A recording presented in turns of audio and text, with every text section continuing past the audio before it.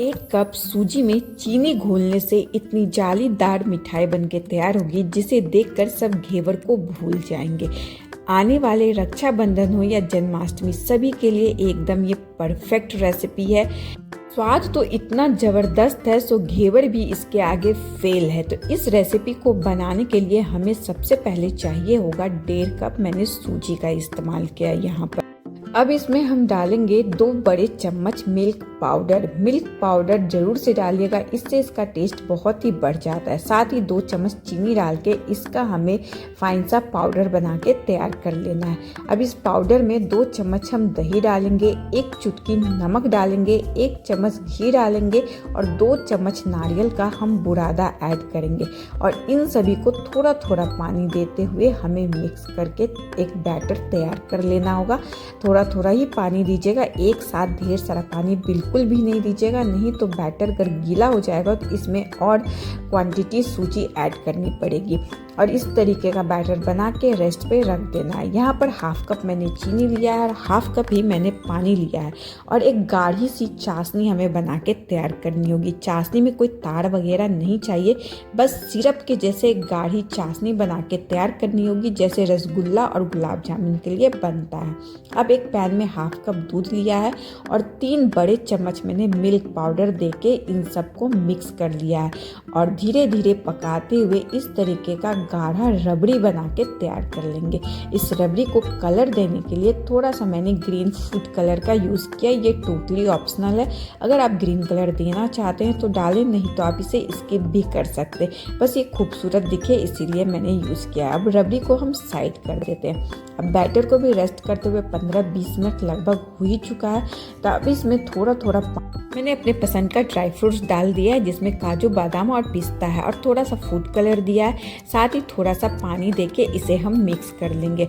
Batter में थोड़ा थोड़ा पानी देते हुए बैटर को एडजस्ट करना है, क्योंकि बैटर को हमें ना ही पतला करना है ना ही गाढ़ा करना है। मीडियम थिकनेस का बैटर हमें बना के तैयार कर लेना है, इसलिए मैं थोड़ा थोड़ा पानी देते हुए बैटर को मैंने एडजस्ट कर लिया।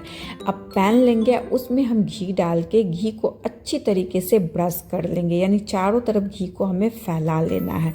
अब जो मैंने बैटर तैयार किया था उसमें हम 1 पाउच इनो डालेंगे। इस चीज़ को ध्यान रखिएगा। 1.5 कप मैंने सूजी लिया था, उस हिसाब से मैंने 1 पूरा इनो का सैशे डाल दिया है। अगर आप 1 कप लेते हैं तो इसमें से थोड़ा सा पाउडर बचा लीजिएगा, उतना यूज़ नहीं होगा। इसके जगह पे आप बेकिंग सोडा का भी यूज़ कर सकते हैं। और हल्के हाथों से हमें मिक्स कर लेना है। इस तरीके का जैसे ही फॉगी सा बैटर बन जाएगा, फटाफट से हम कढ़ाई में डाल देंगे। इस टाइम पे गैस का फ्लेम एकदम लो रखना है और इसके बीच में एक छोटा गिलास पानी भर के रख देंगे। ढक के लगभग 15 से 20 मिनट के लिए एकदम लो फ्लेम पर हमें स्टीम देना है। गैस का फ्लेम हाई बिल्कुल भी नहीं करिएगा।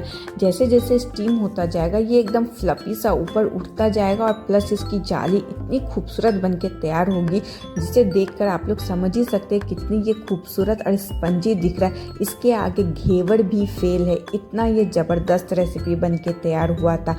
और इस पानी को फिर हम हटा के बीच में पानी जरूर से रखिएगा, क्योंकि पानी से स्टीम बनेगा, जिससे नाश्ता ऊपर से स्पंजी और अंदर से एकदम कड़क बन के तैयार होगा। एक साइड कड़क बनेगा और ऊपर से एकदम स्पंजी बन के तैयार होगा, और नाश्ते को ये जलने नहीं देगा और ओवर कुक भी नहीं होने देगा।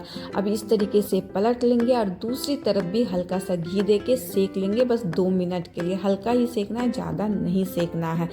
वो स्पंजी वाले भाग को हमें कड़क नहीं होने देना है, और इस तरीके से हमें निकाल लेना है। देखिए लुक वाइज ये कितना खूबसूरत लग रहा है। और इसके ऊपर हम शुगर का जो सिरप बना के तैयार किया था, यानी चाशनी जो बनाई थी, उसे हम डाल देंगे। जैसे जैसे हम चाशनी डालते जाएंगे ये चाशनी को फट सोखता चला जाता है। बहुत ही अच्छे से ये सारे चाशनी को सोख लेता है।